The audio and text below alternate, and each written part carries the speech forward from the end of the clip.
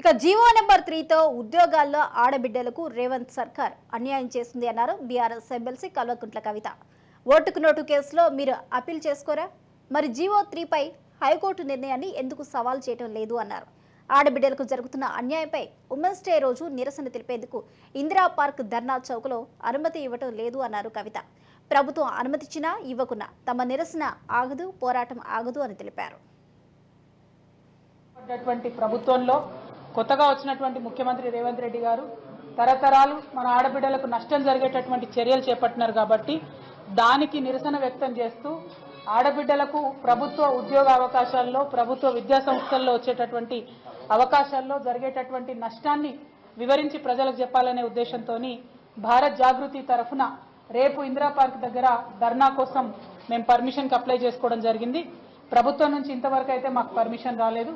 Permission వస్తే ఖచ్చితంగా మన రాష్ట్రంలో ఉన్నటువంటి ఆడబిడ్డలకు అందరికీ కూడా మరి ఎటువంటి నష్టం జరుగుతుంది జీవో 3 వల్ల, దాన్ని రద్దు చేయాల్సినటువంటి అవసరం ఏముందనేటటువంటి అంశాన్ని వివరించి చెప్పాలనేటటువంటి ఉద్దేశంతో మేమున్నాం.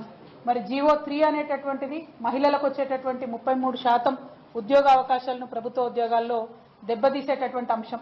దాని గురించి అడిగినప్పుడు గౌరవ రాష్ట్ర ముఖ్యమంత్రి రేవంత్ రెడ్డి గారు మరి కోర్టులు ఎట్లా చెప్తే అట్లా నడుచుకుంటామని చెప్పి చేతులు దులుపుకునే ప్రయత్నం చేస్తూ ఉన్నారు.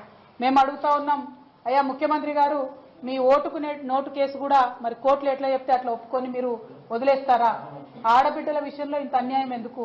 ఓటుకు నోటు కేసులో మీరు బోలెడంత మంది లాయర్లను పెట్టుకొని ఇప్పుడైతే అదే లాయర్లను ప్రభుత్వంలో ప్లీడర్లుగా చేసుకొని ప్రభుత్వం ధనంతోనే మీ సొంత కేసులు మీరు కొట్లాడుతూ ఉన్నారే.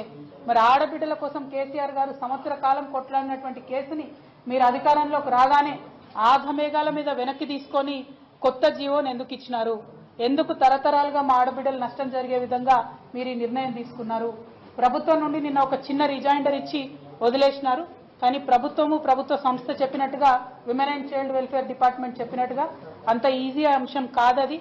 నిన్నగాక మొన్న వచ్చినటువంటి గురుకులాల్లో కూడా 12%కు మించి రిజర్వేషన్ మీరు ఆడబిడ్డలకు ఇవ్వలేకపోవడం అన్నదే పెద్ద రుజువు.